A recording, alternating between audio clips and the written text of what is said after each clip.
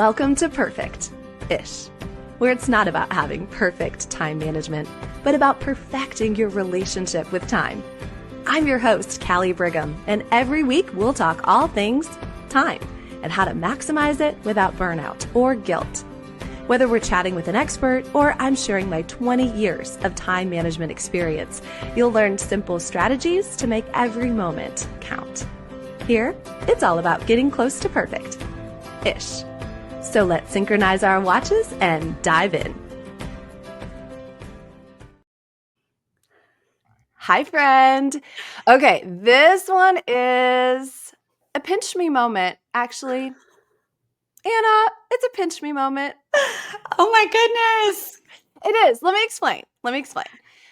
And I don't know how much you even know about this, Anna, but when I dipped my toe into the time management podcast world, I did my research as any good girl would do. And so I went into my podcast app and I plugged in the word time and time management because I thought, all right, what does this look like? What's the landscape? And let me tell you who popped up front and center. It was this beautiful woman. I remember her podcast cover art. It was so polished and so good. Her title of her show, her content was solid. And I remember thinking, this girl knows what she's doing. Oh, I did. It's true. And if I'm being honest, Anna, it was both intimidating and inspiring. Well, more inspiring than intimidating. It's like, it's just... No, but it was. I was a baby. I was just a wee little baby and thinking, what in the world am I even doing here? But I did. I thought, I'm going to hitch my wagon to a star. That's what we hear, right? So I'm going to hitch my wagon to a star. And fast forward to today, not only, Anna, are you on my podcast? Stop it. But may I even be so bold to say that you are a new trusted friend? Oh my gosh. And yeah. And of course, fellow time everything guru. So I'm fangirling today. I'm just getting that out there. And I'm so thrilled because the reality, Anna, is everyone is going to get 2 time management minds for the price of 1. Yeah. How fun is that? I know. So don't mind us as we geek out over this topic. So we're like, yay, a kindred spirit. She gets it. So what we're going to talk about today is so many things. I mean, when we were going through the list of possible topics, it's endless, of course. That's why we have podcast episodes that keep airing because there's always more to talk about. But we thought timely, here we are, right at that precipice in May where we've had our rhythms and things are going awesome. And we're going to get hit with probably what you call a curveball, right? Okay, summer's sneaking up on us and school's going to wrap up. And so I wanted to bring in the big guns here today. So that was your official, unofficial welcome. Anna, Dearmon Kornick, welcome.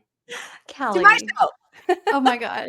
Thank you so much. I'm so excited to be here. It means so much that and even it means so much that you would even be like 1% inspired by It's About Time, which, that's exactly what it's there for, to inspire women to think about what's possible for them. And so it's super cool that we're getting to chat, that we've gotten to know each other. And I love it because I just think that we're better together. And hey, yeah, we're both time management coaches, and together we're basically unstoppable. Right. So that all of y'all can also be unstoppable. Yeah. You're welcome. I'm welcome. You're welcome.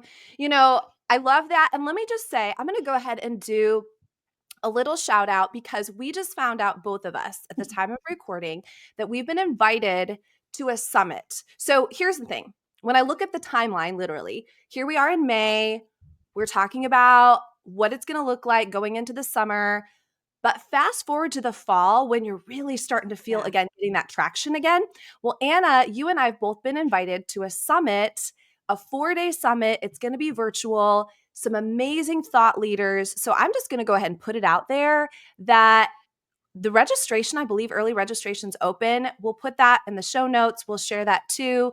And so we would definitely invite you to keep this rolling. What you hear today, if you like it, keep it rolling with us in the fall, right? Yeah, yeah, definitely. I love it because fall is almost like a different version of the new year because you're getting into new rhythms and new routines. And it's a really good time to revisit and just be inspired by other voices and perspectives to take what works for you, use it, and keep rocking and rolling.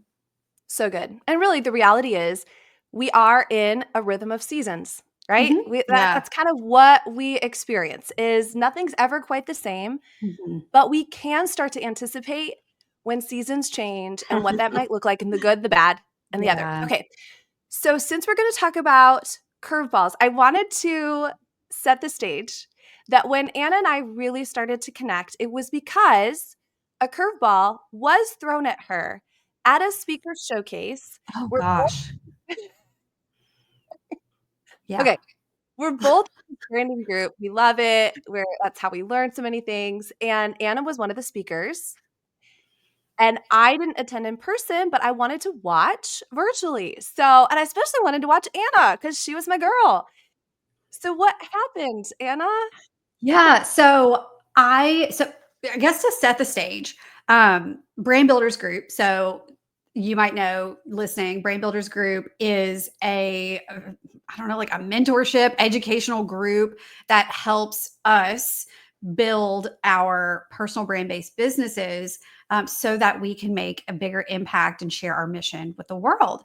And part of that involves sharing your message on stage and speaking. And Brand Builders hosts what's called the Member Showcase. And I was chosen to be one of the speakers at the inaugural Member Showcase. And it was so exciting. I was essentially unveiling a new ish keynote for the first time with new slides. And I had just really stressed out over what I was going to wear for this because it would be filmed from different camera angles so that we could use this footage for a speaker reel, which is a really important asset to have when you're a speaker and you want to book more speaking engagements. So I was really putting the pressure on myself. I practiced and practiced and practiced and recorded myself giving the talk and listened to myself giving the talk over and over again. And I did dress rehearsals with different outfits. And I just had put so much time, energy, and attention into preparing for this member showcase. And my slot was kind of near the end of the day on the first day of this 2-day member showcase. And I had spent the day so far watching all of these amazing speakers and soaking up the instant feedback that we got from Rory and AJ, the CEO and the figurehead of the company.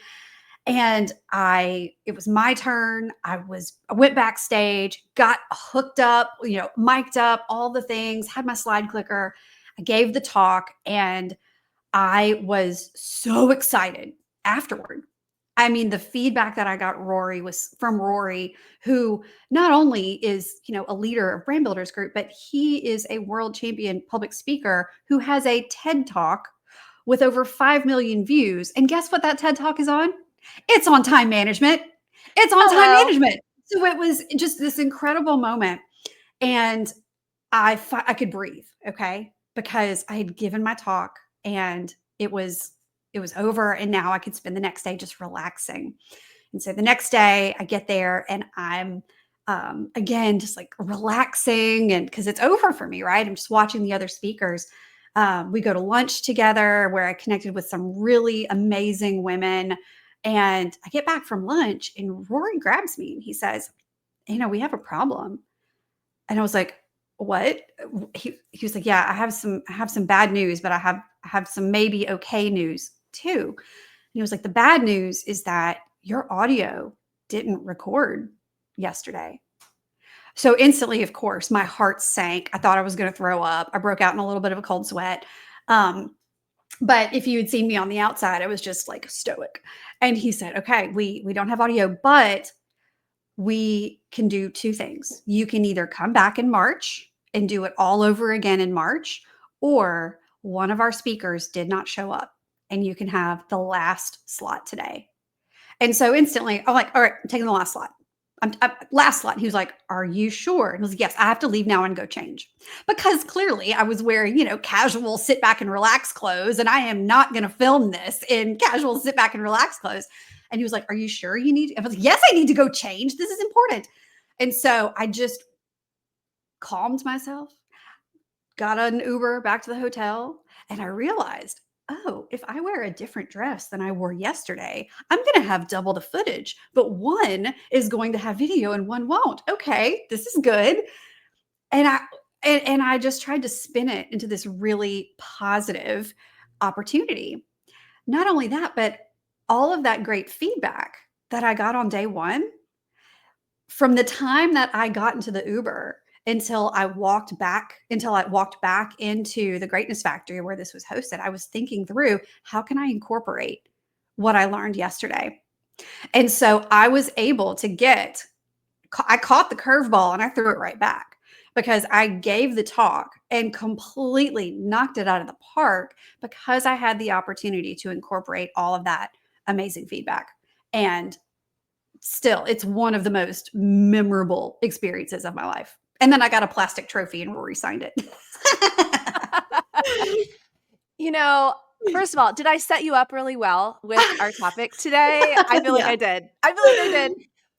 But also, that actually was the moment and the experience that really started to connect the two of us, because I Mhm. did watch you the first day. I saw what looked like a funeral home hearse or something. I was like, what is, so we saw Anna's speech and your gestures and your movements and looked like something political. And then, so we're trying to decipher, and you looked That's great, by the way. You looked Thank great in you. your like I sequiny dress. I wish I Looked could see so like what good. the chat said as I was giving the Yeah. talk with Yeah. no sound. That Yeah. was probably like really funny.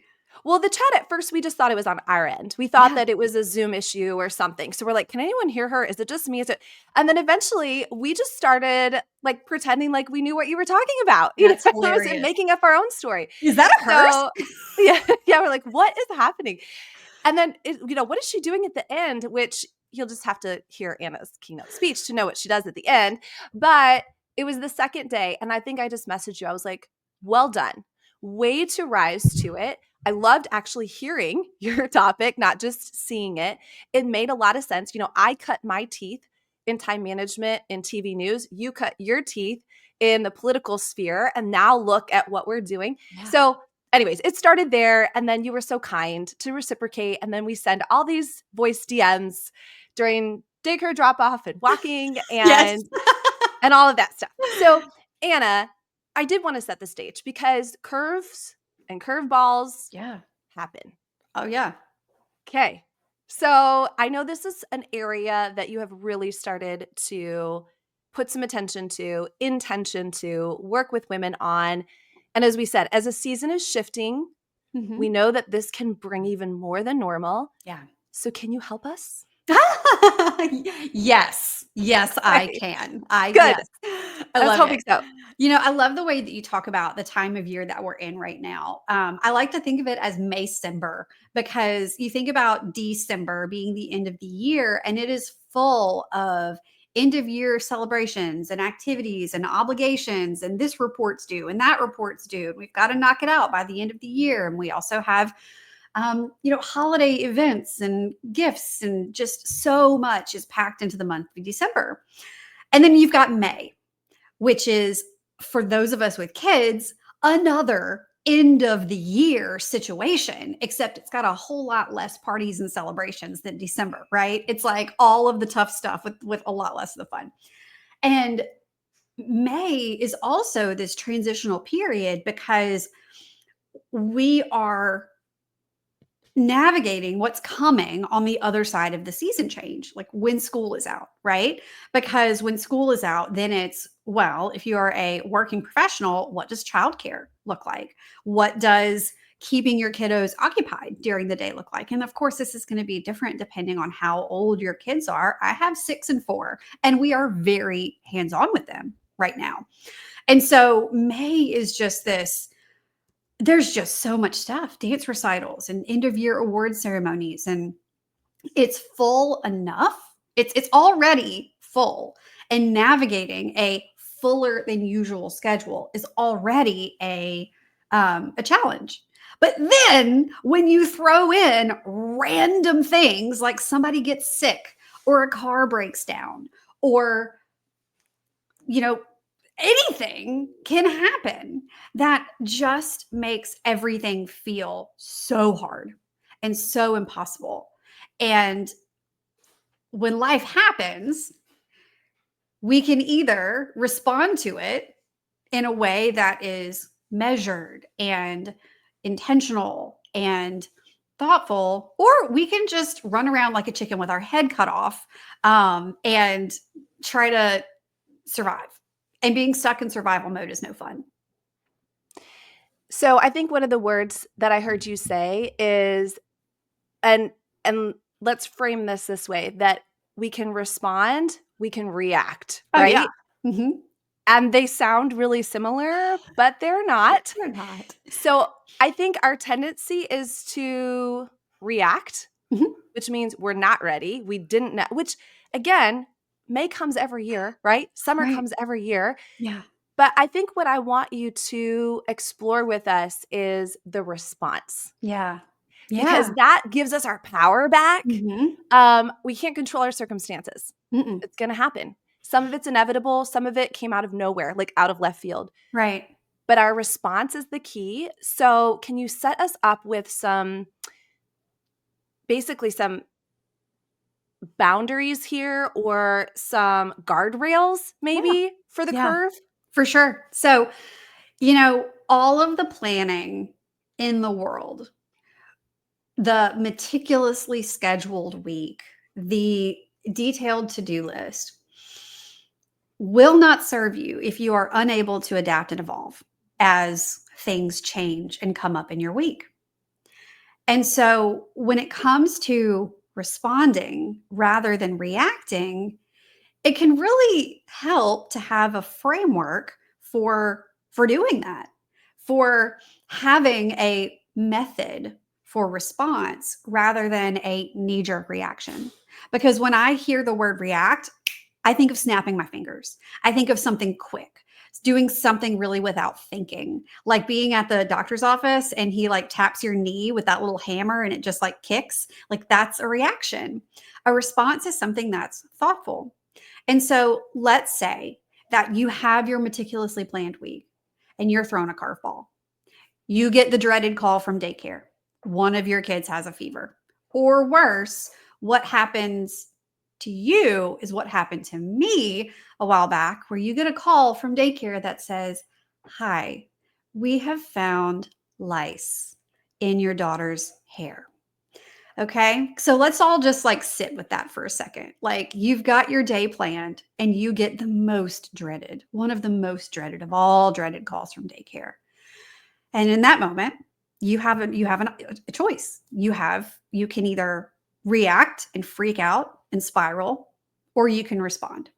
So if it's cool with you, I'd love to walk you through how I used this method to navigate a really yucky situation. Is that cool? Very cool. I have been there. I have gotten that phone call, and let me just say spiral is probably a Yeah. good Yeah. word. So Yeah. hopefully I won't forget that call again. Once is enough, but I can relate this to other things, and yeah, let's go. Please Yeah. Yeah. give us give So us the framework. I remember I got the call and I was literally standing in the shower at our gym, about to, take a shower after a workout. I had my whole day planned. I had coaching sessions, I had phone calls, I had podcast interviews, I had a full day. We get the call, and the first thing that I did was I thought, okay, I've got to make a lot of changes to my day, and I can either go about this in a way that is frantic, or I can be controlled and set the tone for how my girls react to this. Because not only was my 3-year-old at the time impacted, but she was also sharing a room and sometimes a bed with my 5-year-old.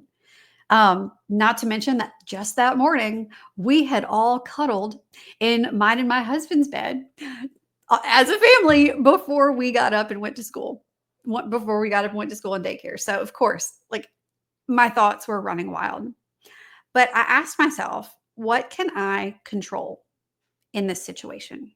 And so the method that I'll share with you, the curve method for handling life's curveballs, starts with C, and C stands for control. So you can ask yourself, whenever life goes upside down, what can I control in this situation? And I realized that I could control the way that I acted. I could control the way that I responded, down to the tone and the speed of my voice. And that the way that I handled myself was going to impact my girls' experience about the day. Because if I pick them up and I'm frantic and stressed out, that's going to impact how they feel, not just in general, but how they feel about themselves. Because this could be considered like an icky, yucky, scary situation. And so I decided in that moment that I was going to make this the most fun lice day ever. It was going to be so much fun. And so I called my husband and I let him know what was up. And I asked asked him to handle a few things, but what was most important is that I had him set the stage for the day. I was like, "Go ahead, put out the white table and chairs in the living room, grab their hairbrushes, put them in a Ziploc bag, strip the sheets, um, and go ahead and cue up the episode of Bluey called Knits." Okay. Go ahead and cue up Bluey, the episode called Knits, and then we're going to watch Tangled right after that. I'm going to pick up Bitsy, that's my 3-year-old. I'm going to pick up Millie. I'm going to pick up a coffee, a Starbucks coffee for myself, and then I'm going to McDonald's to get Happy Meals for the girls. And we're not big like fast food people, and so this like getting a Happy Meal is like a big deal. And so picked them up, we got Happy Meals, and then we headed home. Okay. So that was the way that I knew that I could control. Like, what can I control? I can control myself and I can control the experience that the girls have. So once I had that mental plan, this is what we're going to do. This is how we're going to handle it. I then moved into, all right, I've never encountered this before. What do I need to understand about this situation? So that's the U in curve. What do I need to understand here? Because there's some unknowns. Like, I don't know much about these things. I don't know what I need to do with hairbrushes or what I have no idea. And so what do we do when we need to understand things? We Google it. Google them. Yay. Yes. We Or Google chat it. GPT them. Yeah. Right, Yeah. exactly. And so I did a quick Google, and I actually did the Google before I called my husband to kind of start delegating. But I started to understand, okay, well, we need to do this with hairbrushes. We need to do this with sheets. We need to do this with furniture. We need to do this. And just really kind of understanding what exactly was ahead of us. What's this going to look like? And so that then gave me the ability to clearly delegate to my husband what I needed help with, and what he could do, so that it wasn't all on me. And we'll get to a little bit more of that like delegation piece in a second. But when you take a moment to figure out what you need to understand, you're able to approach everything else with a much clearer head, because again, you're not spiraling with the what ifs, because you've gotten some concrete information. So then once you know what you need to understand, you can start accessing resources. And so that's the R in curve, is what resources can I tap into? And resources can again look like, okay, let me get to Google. I remember I landed on like Martha Stewart's website because she had a section on dealing with this. And like I looked at a few other online resources, but I also knew that my sister-in-law had encountered this a few years ago, and so she was a resource. And turns out that she had a resource. Did you know that there are businesses dedicated to like combing for lice? I did know that. Ask me how I knew that. Right. Because So long, blonde, curly hair yes. loves lice. Yes. Loves it. Doesn't want to let it go. Yes, I do And know. so she was able to share a resource called Nitpicking in NOLA. I'm gonna shout them out. In Nitpicking in NOLA, New Orleans. We live in the New Orleans area. And we were like, okay, so we've got a plan. Again, had my husband, you set this up. I'm going around, I'm picking up the girls. You get this set up, get them to our house ASAP. So, what resources do we need? Again, it's just a natural next step from what do we need to understand to what resources can I tap into? And so from there, there are a whole lot of different things that we can do in a crisis situation. And, I worked in crisis communications for 10 years, doing exactly what I did on this lice day. What do we need to understand about the situation? What's the landscape? Who are the allies and the adversaries? What's the messaging? What resources, either in the community or otherwise, can we tap into?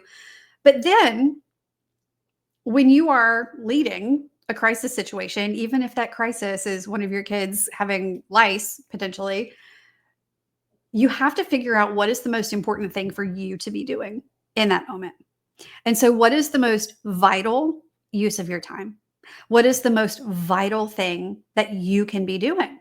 And I knew that for me, despite the fact that I had podcast interviews scheduled and coaching sessions scheduled, I knew that the most vital use of my time was being there for my girls, was helping them to feel calm, helping them to not be afraid, um, explaining to them without scaring them, and maintaining a peaceful presence in what could be a tough situation. And so I canceled everything that day except for one coaching call.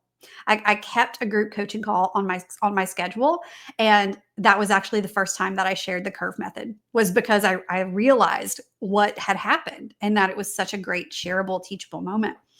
And so I had to be very clear about what was the best use of my time. And we have to do that when we're in a curveball moment, because sometimes in an effort to in a reactive moment, we just start doing everything. We start like grasping and we're scattered and we're go all over the place, like the whole chicken with your head cut off thing, because we're not getting clear on the best, most vital use of our time. And the great thing is that once you're clear about the best and most vital use of your time, it makes it easier to enlist help. And so that's our E in curve is enlist. Who can you enlist for help? And so I know I already said that after I got the call, I did a quick Google search and then I called my husband. And I asked him to gather the hairbrushes. I asked him to set up the table in the living room. I asked him to handle all of these things that, yeah, I could have done that myself. But why should I have to, right? In a situation like this, when a curveball hits, we don't have to do everything ourselves. A lot of times, especially as women, we're conditioned to believe that if we're not doing it all, then we're not doing enough. And if we aren't doing everything, then we're only getting like partial credit, or we're not going to get a 100. I think a lot of this honestly starts back when we're in school, and you're not supposed to look at your neighbor's test while you're taking a test. But like life is literally open book. Every single thing about life is open book. And you're not going to get in trouble for asking someone for help. And so after you get clear on what you can do, armed with your new understanding and your resources, you are set up for success with delegation.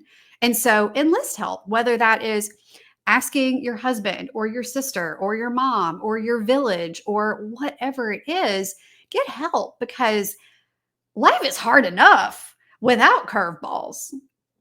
Let people support you.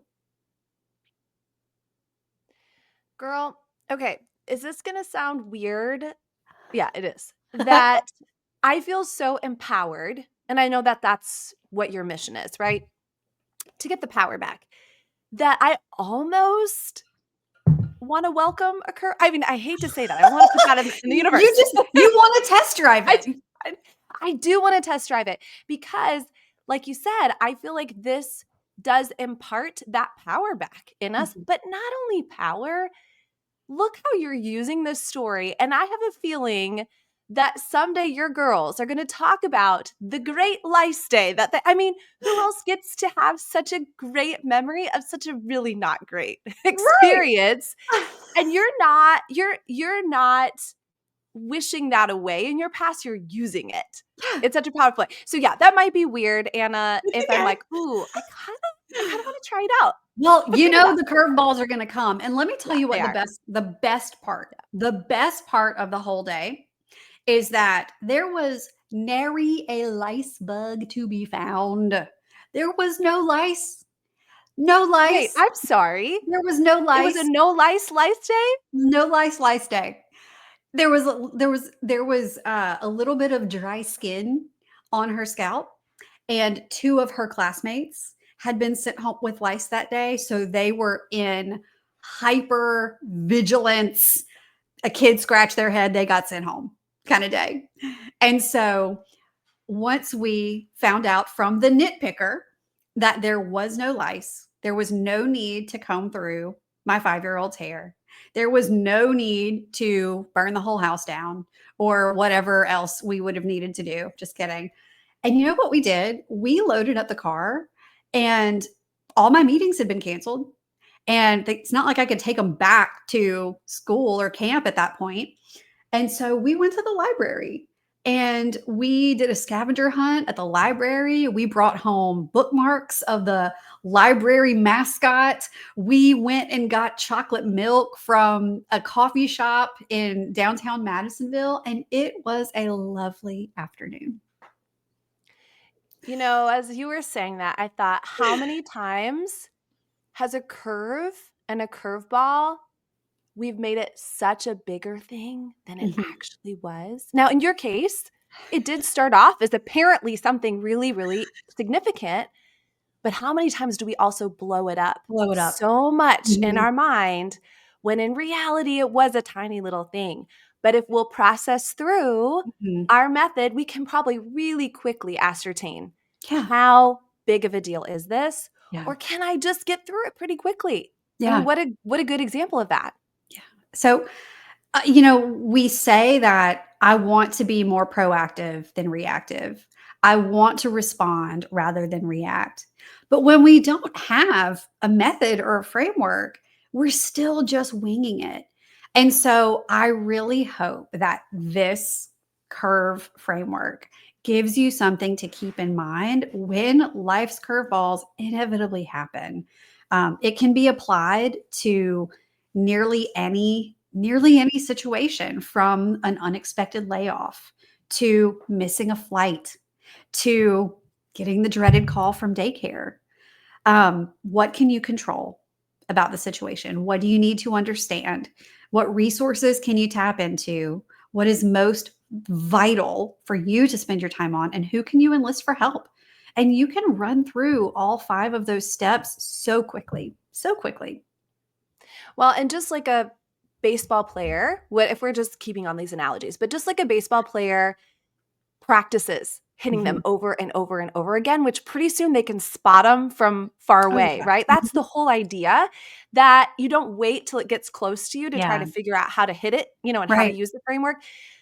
The more I imagine, Anna, that we use this, the farther away we can spot it and the Mhm. quicker we can go through the framework. Would you say that that is also a byproduct of using it again and again? Oh, yeah, absolutely. It starts to become second nature. I will say this, though. Sometimes we get curveballs that should have never been curveballs in the first place.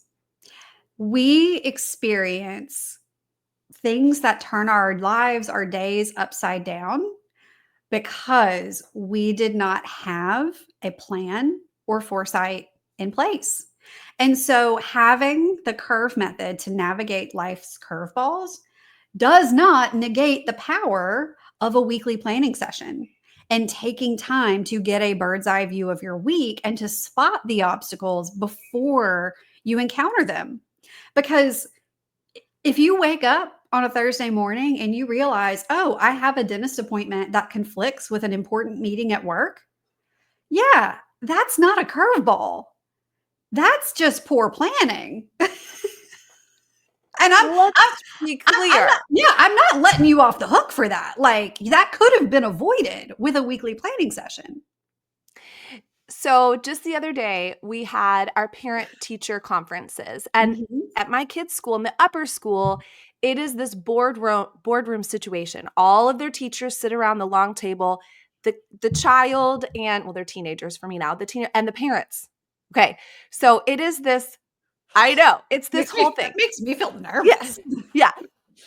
Fortunately, it went really well with both of my kids, but one of their teachers, he is a PE teacher, a baseball coach, and an art teacher, and he always has the most insightful things to say about these kids. So I was talking with one of the other moms, and she said that in their session, that the coach was saying to her son, he says, there's enough conflict that happens in this world, or drama, or curves, we can use any of those words interchangeably, that you should not create it.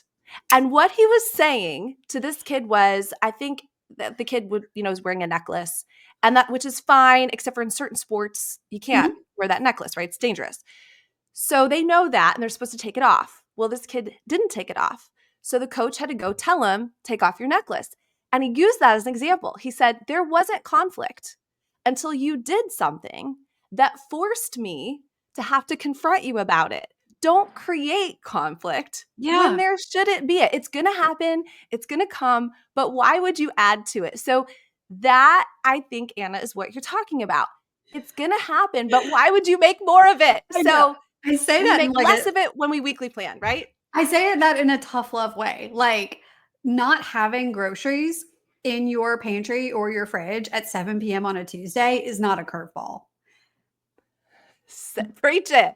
Because Let's go. that can Say be it. avoided with Yeah. a planning session, and Yeah. we'll have to come back and do another episode about those, or you probably already have like 7 about weekly planning sessions because they're just We such an can't have important enough, anchor Anna. in We their can't week. Yeah, we we'll can't do more. have But until like everybody's got it perfectly, we can't that's where the ish comes in, right? perfect-ish. Yeah, exactly. Perfect-ish. We're not Yeah. quite there. And I know that this is something that is the foundation Yeah. of what you talk about, and me too. Mhm. And so I know that you've got some more resources that you want to provide people too. So you got a program come. Let's share about that real quick. I mean, we Yeah. got to highlight each other, right? Let's go. Tell us about it. Yeah, thank you. So it's May, and I'm really excited to open up the It's About Time Academy once again. So the It's About Time Academy is my time management, coaching, and education program that really is designed to take you from overwhelmed to setting your pace and creating your version of balance with a sustainable rhythm.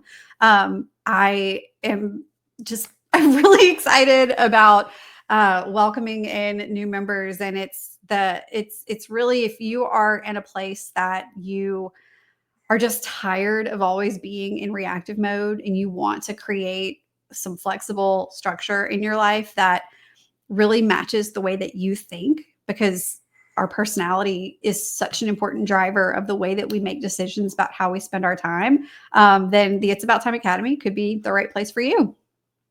Fantastic. And I'm going to link that in the show Yeah. notes, of course, so Awesome. you can find more of Anna and tap into Anna. All right. Couple last things, Anna. Mhm. We are transitioning into summer, into this new season. Yeah. Is there a tip? I mean, because you're right in the thick of it with us. You Yeah. are. Is there a tip? Is there something that you coach your clients with, just other than preparing for any possible way not to have curves Yeah. with our weekly plan session, Yeah. and knowing that curves are going to happen? But is there a tactical or practical? What do you tell people? What's something we can do to just be as prepared as we can? Yeah, I mean, the transition from school time to summertime is when our typical routines get completely flipped on their heads. Everything changes. You're probably going to a different drop off location. Your kids are going to a different place. The timing is different. The activities are different. So much changes. And it would be bonkers to expect that you are going to move smoothly and flawlessly from a school time routine to a summertime routine without doing anything differently. And so this is where I really, really highly recommend taking some time to sit down and take a look at what the new schedule looks like, especially if anything about your mornings are shifting, which I'm going to bet they are, maybe drop off, maybe pick up, maybe location, and really thinking through, okay, how does this impact our morning routine? Because you will probably find that there will be some changes involved that are going to affect your time, whether it's a longer drive time, whether it's having to pack a beach towel in the backpack every day, whatever that is. Because when you stop before you're in the thick of it, when you plan before you're in the thick of it, you're able to adjust the routines that support your life. I like to think of it like a bow and arrow. Before an arrow can shoot forward, where does it have to go? It has to be pulled backwards under tension. It is pulled backwards under tension. And it's in that tension that you are slowing down and you're making decisions about the direction that you want this arrow to fly forward. And so it might feel like a waste of time to sit there and map out what a new morning routine could look like, or a new in the door routine is what I call it. When you come in the door, what are the first few steps that you take to kind of set the stage for the next part of the day? It's going to feel slow. It's going to feel annoying. But it's in that moving backwards slowly under tension that you're able to fly forward as smoothly as possible. So that is my number one tip. That, I mean, don't skip it, promise, because if you actually do this, it is going to change the way that your summer feels. And you know what? If your kids are in a different camp every week, which is the case for some, we've got art camp one week and yoga camp the next. Every single time that that changes, you've got to do a quick recalibration. But sitting at the beginning of the summer and doing that initial, okay, what do we need to switch up, is going to make such a difference for the rest of the summer. And then you'll actually be able to have fun and experience that lightness that comes with the summer months and enjoy yourself more, which is the whole point. That's what I was going to say. You and I both agree so fundamentally on this point. The whole reason that we do a weekly planning session, the whole reason we have a list or we delegate or all the things that we teach, is so that we can enjoy the things and the people that we love the most. That's why we do it. We have to think about the end goal, and then everything else makes sense. So on that note, I have a little gift for you, Anna. Well, it's a pretend gift. So excited. It's pretend, but it's still really good. Okay, it's the gift of the idea of a bonus hour. Okay. It is 60 minutes that you can do with whatever you want. You don't answer to anybody. I've heard everything from develop the cure to cancer to, no, not really, but Oh, wow. to walking on the beach. No, I'm kidding. It does not have to be that. I hear a lot of I would take a nap. I would go walk on the beach. What would you do with your bonus hour, Anna? Gosh, that is such a fun question. You know what? If I had a bonus hour, I would, maybe this sounds weird, but I would play with my kids in a way that's totally guilt-free. So often it's hard to sit down and just kind of play with them, because it feels like I should be unloading the dishwasher, or I should be folding laundry, or I should be ironing their school skirts, or whatever it is. And I've caught myself saying yeah, I'll come sit down with you as soon as I finish this. And I hate that, life still needs to get done. We still need to unload the dishwasher and iron the school skirts and all that. And so I know that there are, certain things that I could do differently. Always. We're always a work in progress, looking paying attention to how things feel, because what was a challenge a year ago may not be a challenge now, and vice versa.